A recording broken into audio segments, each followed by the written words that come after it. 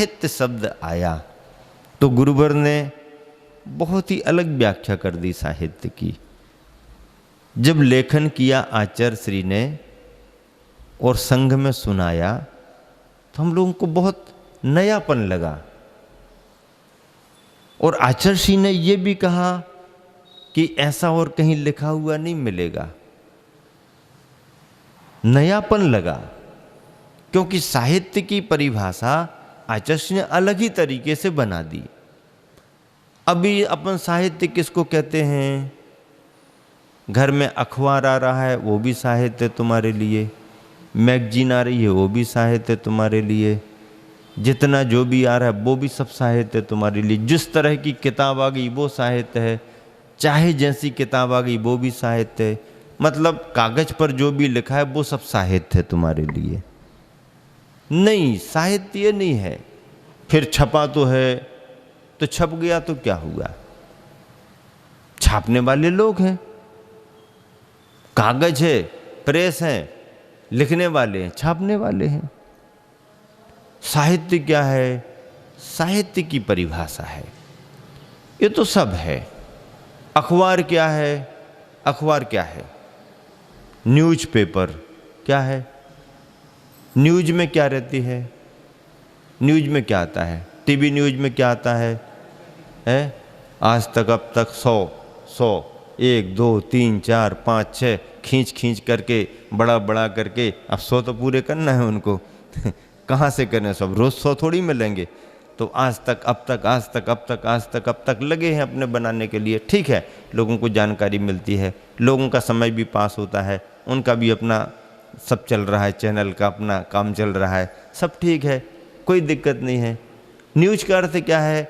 NEWS, news, NEWS, news. अब इसका अर्थ क्या हो गया? हाँ, चारों दिशाएं आ गई इसमें, चारों दिशाएं हैं, नॉर्थ, ईस्ट, वेस्ट, साउथ। चारों दिशाओं से जो निकाल करके इकट्ठा करके रख दिया, वो न्यूज का पेपर बन गया। पेपर किसका बन गया? न्यूज का। न्यूज का अर्थ क्या होता है? यहां वहां से इकट्ठा किया, निकाल दिया। अखबार, न्यूज पेपर, पेपर है, जानकारियां हैं, उसकी जरूरत है लोगों को, लेकिन साहित्य नहीं है। साहित्य की परिभाषा है, साहित्य का मापदंड है। तो साहित्य किसे कहा आचार्य ने? पंक्तियां हैं, हित से जो युक्त समन्वित होता है वह सहित माना है। हित से जो युक्त समन्वित होता है वह सहित, हित और सहित, हित से जो युक्त हो, समन्वित हो, वो सहित माना है। और सहित का भाव ही साहित्य बाना है, और सहित का जो भाव है वही साहित्य बाना है। अर्थ यह हुआ कि जिसके अवलोकन से, अर्थ यह हुआ कि जिसके अवलोकन से सुख का समुद्भव संपादन हो, जिसके अवलोकन से सुख का समुद्भव संपादन हो, सही साहित्य वही है। जिसके अवलोकन से सुख का समुद्भव संपादन हो, सही साहित्य वही है। अन्यथा यदि हित का भाव नहीं जुड़ा, कल्याण की कोई बात उसमें नहीं है, सुख शांति का कोई संदेश उसमें नहीं है, तो उसे क्या कहा? अन्यथा सुरभि से बिरहित पुष्प सम, गंध से रहित फूल के समान सुख का राहित्य है वह। सुगंध से रहित फूल के समान सुख का साहित्य नहीं, सुख का राहित्य है वह। सार शून्य शब्द झुंड क्या कहा आचार्य श्री ने? सार शून्य शब्द झुंड। अब सार तो है नहीं और शब्दों का झुंड है। शांति का श्वास लेता सार्थक जीवन ही सर्जक है शाश्वत साहित्य का।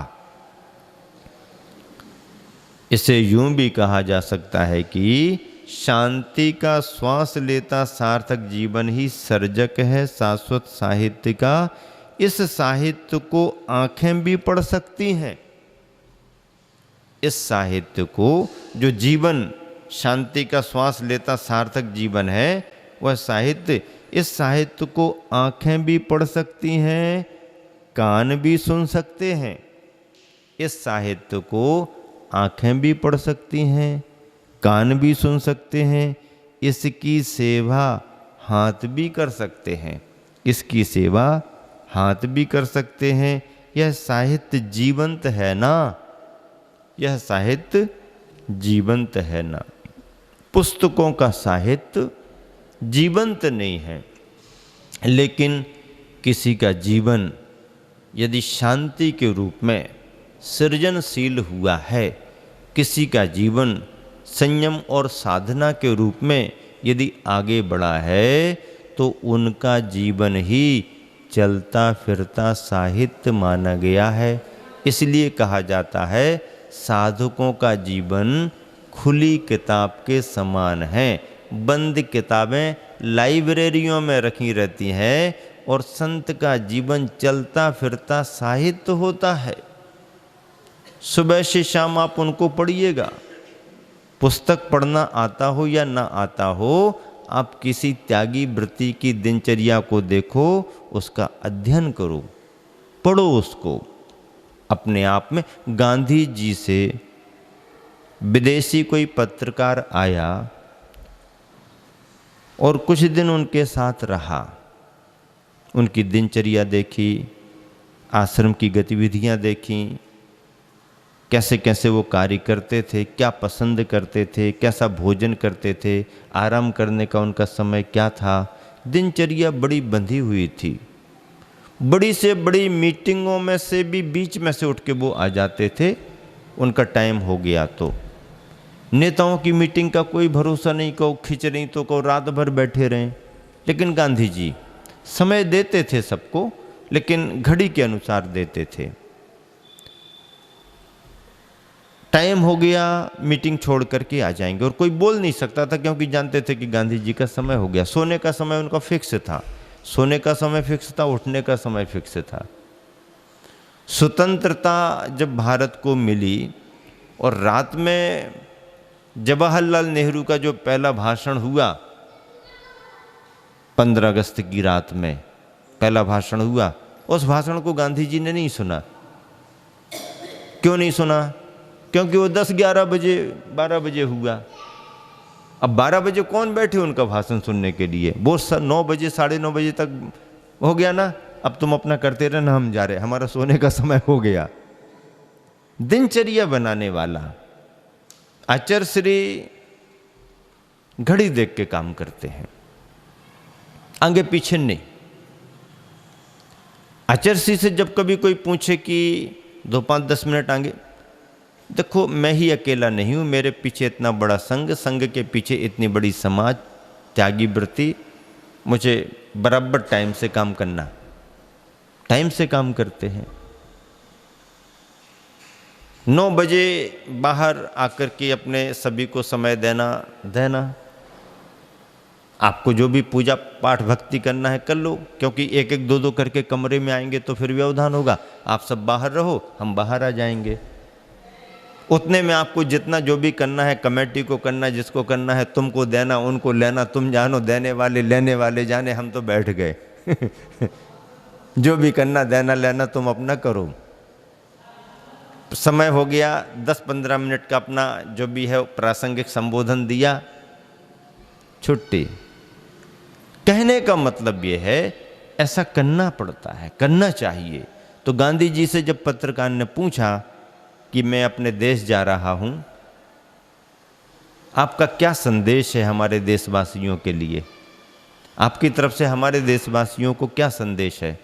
तो गांधी जी ने कहा, उन सबको कहना मेरा जीवन ही मेरा संदेश है, मेरा जीवन ही मेरा संदेश है। कुछ कहने की ज़रूरत नहीं है, मेरा जैसा जीवन है, जो दिनचर्या हमारी है, वही उन सबके लिए संदेश है।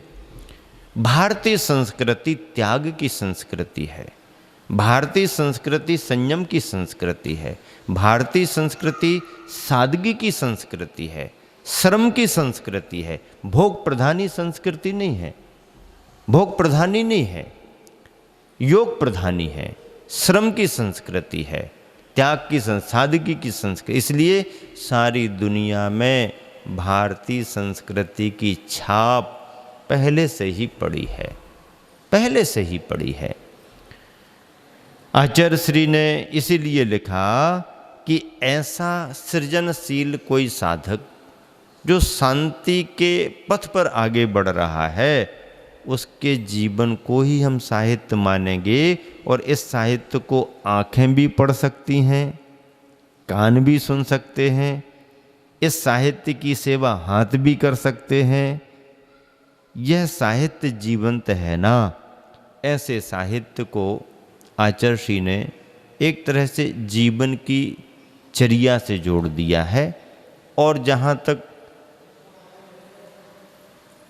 शब्दों की भाषा में साहित्य की परिभाषा बनाएं, तो फिर जहाँ पर सार गर्भित बातें होती हैं, कल्याण और शांति की बातें होती हैं, भलाई की बातें होती हैं, एक दूसरे के लिए सहयोग की बातें होती हैं, वो सभी सामग्रियाँ साहित्य हैं।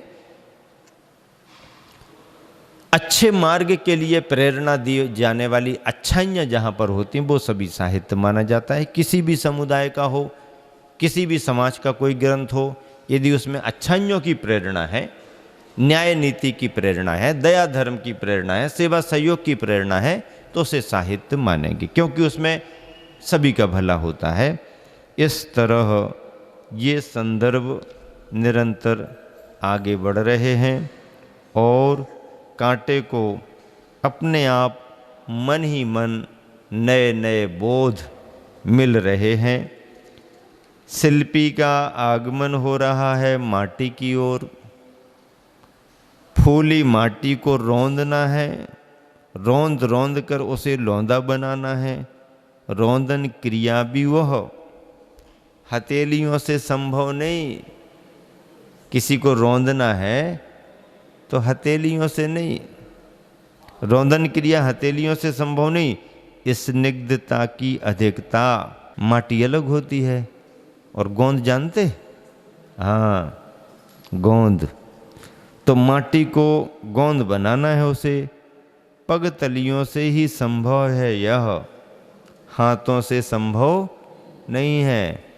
हाँ, माटी को रौंदना है और उसमें विशेष विशेष स्निग्धता लानी है, माटी को रौंद रौंद करके गोंद बनाना है, तो पगतलियों से ही संभव है। कारण कि कर्तव्य के क्षेत्र में कर प्रायः कायर बनता है। कितनी बड़ी बात कही। क्या कह रहे हैं गुरुवर? कारण कि कर्तव्य के क्षेत्र में कर, कर यानी हाथ, प्रायः कायर बनता है। हाथ कमजोर होता है, करना नहीं चाहता। ना करना पड़े तो अच्छा है। अब करना ही पड़ रहा है तो ठीक है, करेंगे, लेकिन ना करना पड़े तो अच्छा है। इसीलिए लिखा जा रहा, कर्तव्य के क्षेत्र में कर प्रायः कायर बनता है और कर मांगता है। कर, कर यानी टैक्स, मांगता है कर यानी हाथ। प्रायः कायर बनता है और कर्तव्य के क्षेत्र में कर प्रायः, कर मांगता है, कर वह भी खुलकर, ऐसा नहीं बिल्कुल खुल करके कर मांगता है। इतना ही नहीं, मानवता से घिर जाता है, मानवत्ता से घिर जाता है। मानवत्ता, मानपना, मानवत्ता से घिर जाता है और मानवता से गिर जाता है। इसके विपरीत सील है पाँव का, इससे उल्टा स्वभाव है पाँव का। कर का तो प्राय करके कर्तव्य के क्षेत्र में कायर बनता है और कर मांगता है। क्या दोगे? ऐसा करेंगे तो क्या दोगे? ऐसा करेंगे तो क्या दोगे? हमने पहले किया था, तुमने दिया नहीं, अब फिर से कराओगे तो क्या दोगे? प्राय करके कर मांगता है, करने का कर टैक्स मांगता है, और वह भी खुलकर। ऐसा नहीं आपको जो देना हो दे देना, नहीं नहीं इतना लेंगे, इसके बिना नहीं करेंगे। तो प्राय कर मांगता है और वह भी खुलकर। इससे विपरीत शील है पाँव का, परिश्रम का कायल बना यह, पूरा का पूरा परिश्रम कर प्राय घायल बनता है। मेहनत पूरी करता है, परिश्रम करता है, और परिश्रम करने से पैर घायल हो जाता है। और पाँव नता से मिलता है, पाँव नता झुकने से मिलता है, पावनता से खिलता है। लो यकायक यह क्या घटने को, श्वास का सूरज वह अस्ताचल की ओर सरकता सा, शिल्पी का दाहिना पद चेतना से रहित हो रहा है। खून का बहाव था जिसमें उस पद में अब खून का जमाव हो रहा है, और दूसरा पद कुछ पदों को कहता है। एक पद तो काम करते करते घायल हो गया है, छिल गया है आदि आदि, क्योंकि श्रम पैर से ज़्यादा होता है। और एक पद में स्थिति ये बन गई तो ऐसी अवस्था को देख करके दूसरा पद कुछ पदों को कहता है। दूसरा पद, दूसरा पैर कुछ पदों को कहता है। पद पद पर प्रार्थना करता है प्रभु से। दूसरा पद कुछ पदों को कहता है, पद पद पर प्रार्थना करता है प्रभु से। प्रार्थना करता है प्रभु से, और प्रभु से क्या प्रार्थना करता है इस बात को आपको कल सुनने को मिलेगा। समय हो गया है इसलिए यहाँ पर विराम दे रहा हूँ। महावीर भगवान की